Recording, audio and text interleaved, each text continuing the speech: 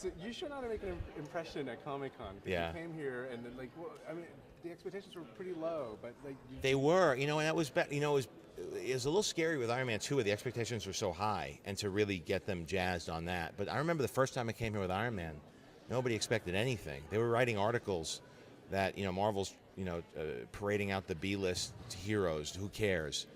And then when we showed footage, this crowd, those 5,000, 6,000 people in Hall H, became believers, and they, that was even before Twitter and before like Facebook was popular. They were blogging, they were putting on websites, and the word got out.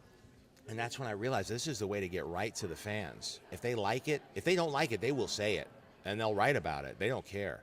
And if they like it and embrace it, it spreads, it ripples out.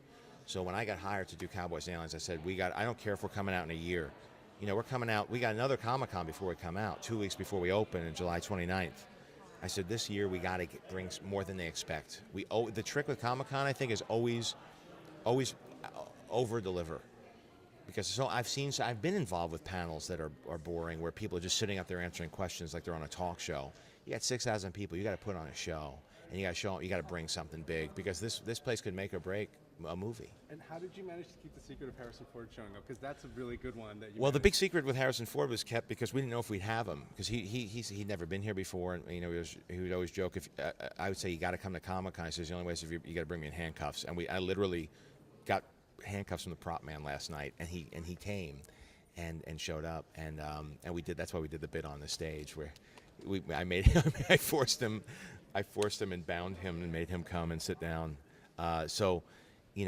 But hopefully he had a great time, because there was such an outpouring of affection for him. They seemed to really enjoy the footage, and certainly the minute he hit the screen, they screamed.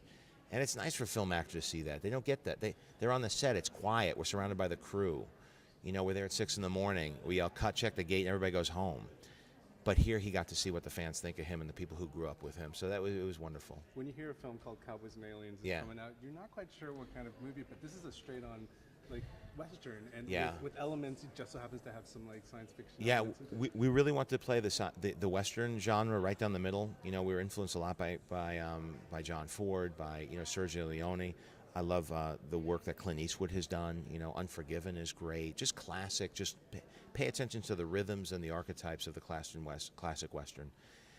Typically, if you did that, you wouldn't. A lot of those films haven't been commercially successful, but even great movies, it doesn't seem to have that kind of audience. But when you introduce the whole alien element, and if you play that down the middle and mix those two together, now you got something that you could open up in the summer.